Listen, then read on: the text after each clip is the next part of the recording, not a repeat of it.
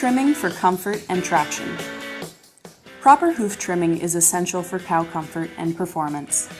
The procedure should begin with an assessment of the hooves to identify problem areas. It is important to watch how the cow moves on her feet. Is she willing to bear weight on both claws of each foot equally? Does she toe out? Are there signs of injury, cracks, or lesions?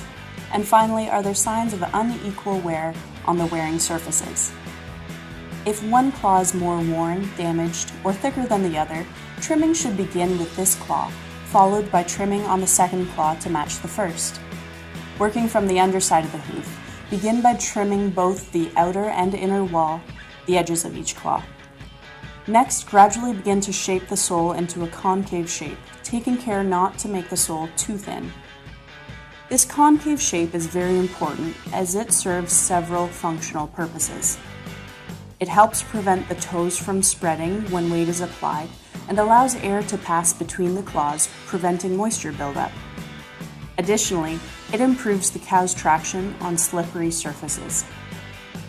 After working on the underside of the hoof, allow the cow to set her foot on the floor. The toe can be shortened by using a chisel and mallet, hoof nippers, or chipper wheel.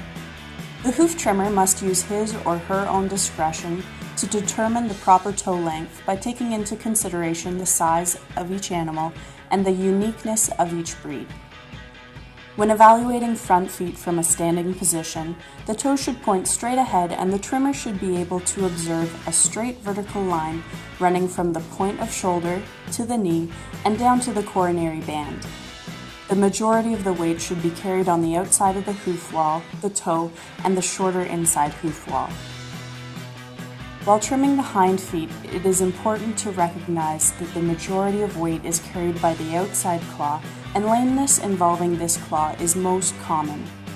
The extra weight carried by the outside claw stimulates extra hoof growth, and as a result, the outer claw requires extra trimming to level the wearing surface. Before trimming the hind hoof, the trimmer must ask him or herself, is she willing to bear weight equally on both rear feet? Does she hawk in? Are her thurls and hind feet positioned too far back, forcing her pins higher? And are there signs of injury, cracks, or lesions on either claw?